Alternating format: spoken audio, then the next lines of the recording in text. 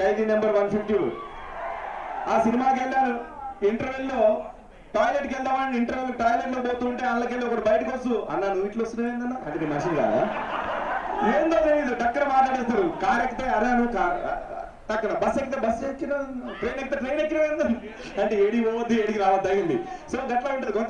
కొంతమంది భలే గమ్మత్తుగా మాట్లాడుతున్నారు. వాటిని తీసుకుని మనం సరదాగా చెప్పుకోవచ్చు. సరే ఇది పక్కన పెడదాం. మామూలుగా మనం చూస్తూ ఉంటాం మన హైదరాబాద్ లో కొన్ని మాటలు తెలుతుంటాయి. అది వేరే ప్రాంతాలకు వెళ్తే అది అర్థం కాదు ఎవరికి. ఒక ఆయన వచ్చి పాపం హైదరాబాద్ లో అడ్రస్ అడుగుతున్నాడు. ఆయన పరిస్థితి చూడండి. ఏంటే ఇలా నేరుగా వెళ్తే దిశలో అడుగుతున్నా అండి అవు ఏంటండి అవు అంటే అవును అని అర్థం. అది మన హైదరాబాద్ లో నడుస్తుంది. అవు అంటే అవును అని అర్థం. ఏంటంటే ఇలా నేరుగా వెళ్తే దిశలో అడుగుతున్నాండి అవ్వ అంటాడు ఏంటి అని ఇంకో ఆయన దగ్గరికి వెళ్ళి అడిగాడు. అంటే నేను ఇలా నేరుగా వెళ్తే దిశలో అవుతుందని ఈయన కూడా అవ్వ అంటాడు ఏంటంటారు బాబు ఏంటి అర్థం కావట్లేదు. సూటు బూట్ వేసుకుని ఆయన దగ్గరికి పోయినాడు. ఆయన అడిగాడు సార్ మీరైనా చెప్పండి సార్ ఇలా నేరుగా వెళ్తే దిశలో అవుతుందండి. తప్పకుండా వస్తుందా స్ట్రేట్ గా వెళ్ళు ఆ సర్కిల్ అంతా కూడా దిశలోనే. హై బాబు ఎంత బాగా చెప్పారండి. వాళ్ళు అదిగో అక్కడ ఇద్దరు ఉన్నారు కదండి వాళ్ళని అడిగితే అవ్వు అంటారు ఏంటండి అవ్వు ఏంటండి అది అంతేనయ్యా.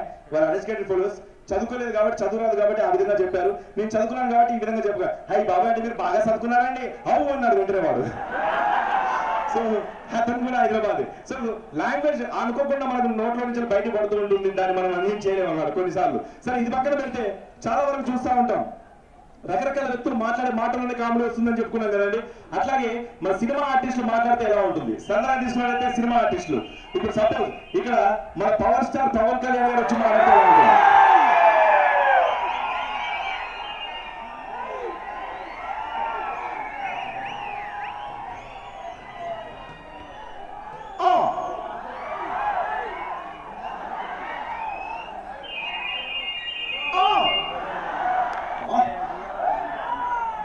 మీరు చేసిన పని మీరు చేయలేని పని అంటూ ఏదో ఉండదు. మీరు తలుసుకుంటే ఏదైనా అవుతుంది. కానీ ఒకటే చెప్తున్నా ఒకటే బాధగా వీళ్ళందరూ మధ్యలో నడుచుంటే ఎంతో కనపట్లేదు. మీరు చప్పట్లు కొడదామంటే చేతులు పైకి లేవట్లేదు.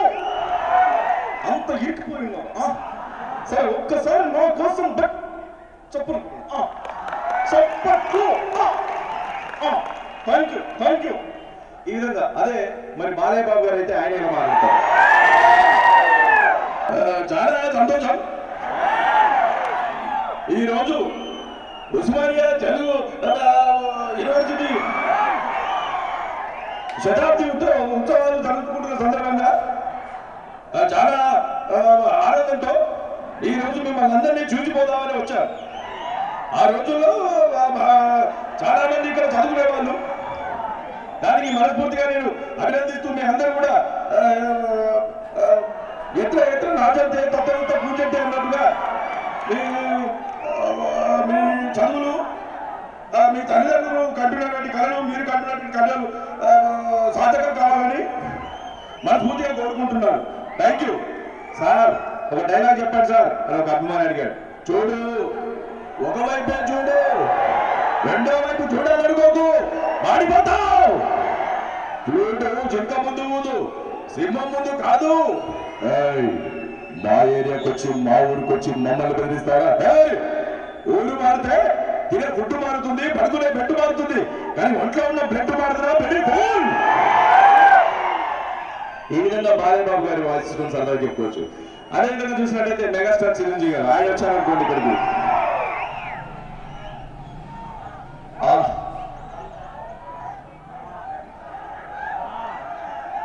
ఈరోజు మేము అందరూ చూస్తా ఉంటే ఆ నిజం మనసు ఉల్లాసంగా ఉప్పొంగిపోతుంది. కాశీకి వెళ్ళాడు కాశాచుకున్నాడు వారాసుకున్నాడు వర్షం మార్చుకున్నాడు. అదే వేడి అదే పౌరుషం. ఉస్మానియా యూనివర్సిటీ అంటే రాని వాళ్ళు ఎవరు మీరు తెలుసుకుంటే ఎవరైనా తీసుకొస్తారు. ఎవరైనా ఇక్కడికి రావాల్సిందే. ఏమైనా మీ అందరూ బాగా చదువుకోండి. మేము మంచి స్థాయికి పోవాలని మనస్ఫూర్తిగా కోరుకుంటూ మళ్ళీ మీకోసమే వస్తూనే ఉంటా. థ్యాంక్ యూ దెబ్బ ఈ విధంగా చిరంజీవి గారి వాయిస్ గురించి సరదా చెప్పుకోవచ్చు. ముత్యాలమ్మ చిత్రంలో ఒక డైలాగ్ ఉంటుంది. అద్భుతమైనటువంటి డైలాగ్. మీ అందరికీ చాలా ఇష్టమైనటువంటి డైలాగ్ అది నాకు తెలిసి. సో అది ఎలా ఉంటుందో చూద్దామండి. రాఘోపురం దగ్గరికి సెక్రటరీ వచ్చి పలకరిస్తాడు. నారాయణ వచ్చేసారు.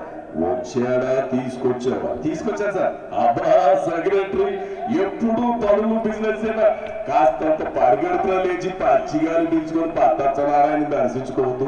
ఎస్ సార్ కాదు, కళ్ళెట్టుకొని చూడు, పైనలో మంట చల్లట్లేదు, సూర్యుడు నదులు కదలలేడు. అంచేత నేను చెప్పొచ్చేది ఏంటంటే మనిషి అన్నాక కాస్తంత కళాపోసన ఉండాలయ్యా. ఊరికే తిరుగుతుంటే మనిషికి కొద్దికి తేడా ఏంటంటుంది. జస్ట్ పదా. ఈ విధంగా రాఘవరావు గారు ఆయన ముత్యాల ముగిస్తున్న చెప్పినటువంటి డైలాగ్ తీసుకుంటే మా సందర్భం చెప్పుకోవచ్చు. అలాగే రాజకీయ నాయకుల విషయానికి వస్తే వాళ్ళు మాట్లాడే విధానం కూడా చాలా గమ్మత్తుగా ఉంటుంది.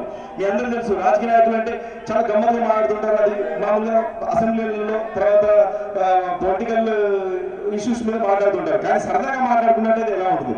మొన్న మధ్య నాకు వీరమంత్ర గారు ఫోన్ చేసి నేను ఎప్పుడు పిలిచినా కూడా నువ్వు వస్తలేవు తమ్మి, ఒకసారి రా, మా వాళ్ళు అడుగుతున్నారు ఒకసారి అని చెప్పేసి వాళ్ళ ఇంట్లో ఏదో పూజ కార్యక్రమం ఉంటే పిలిచారు. నేను పోయినా, పోతే కూర్చొని ఉన్నాం, అందరం కూర్చొని ఉన్నాం. వెంటనే నన్ను పిలిచి అందరినీ పరిచయం చేయించాడు. కూర్చున్న తర్వాత మిగతా పెద్దలు ఉన్నారు, వాళ్ళతో అంటున్నాడు, శివారెడ్డి నాలాగా గొంతు భలే గమ్మతిగా చేస్తాడు, ఒకసారి చేయవా అన్నాడు. అనగానే అందుకున్నాను. అరే ఇంద్రాబాయ్, అరే మీరందరూ కూడా మర్చుకున్నారు రాబాయ్, అరే నాకు చాలా ఆనందం ఉన్నది. ఇలా ఉంటారు యూనివర్సిటీ ప్రోగ్రామ్ వచ్చినందుకు చాలా సంతోషంగా ఉన్నది.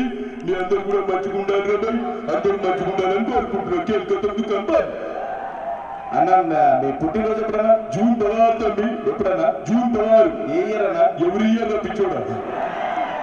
మీరు మస్తు మాట్లాడతారన్నా. ఏదో ఒక పాట పాడదా? అరే నాకు మాటల్లో చక్కగా పాటలు ఏం పాడుతున్నా అలా ఒక్క పాట పాడదా?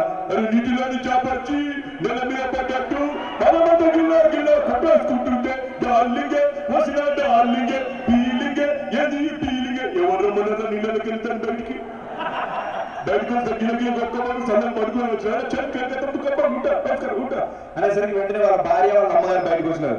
ఏమైందండి, ఎందుకు, ఏం గొడవ జరిగింది ఏంటండి? అరే నీకు అర్థమవుతుంది రానే, శివారెడ్డి మిమిక్రీ చేస్తున్నాడు, నేను మాట్లాడిన దానికి వాళ్ళు మాట్లాడిన తేడా చేస్తున్నాడు.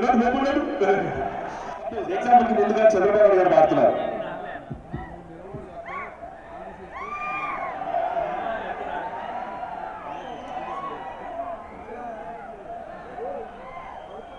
చుట్టమ్మా అమ్మ కొట్టన్నా గోట్లో పెట్టా గోటొక్కమయ్యా.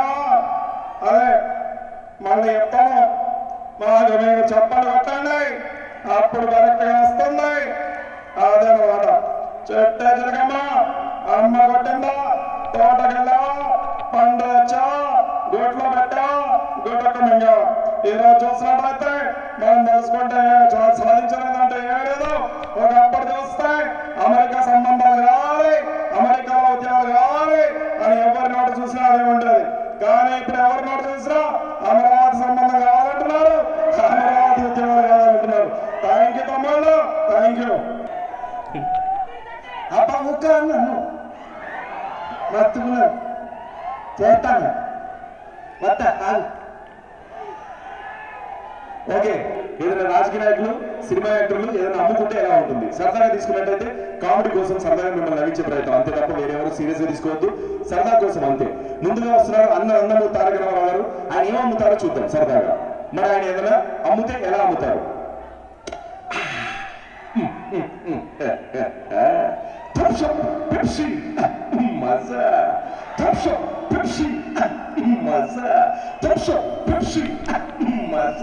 కూల్ డ్రింక్స్ అమ్ముతున్నారు. ఇంకో పక్కన చూస్తే వైఎస్ రాజశేఖర రెడ్డి గారు, మరి ఆయనే అమ్ముతున్నారు చూద్దాం. అయ్యా పాత సామాన్లు కొంటా, ఇనప రేఖలు కొంటా, పాత సామాన్లు కొంటా, న్యూస్ పేపర్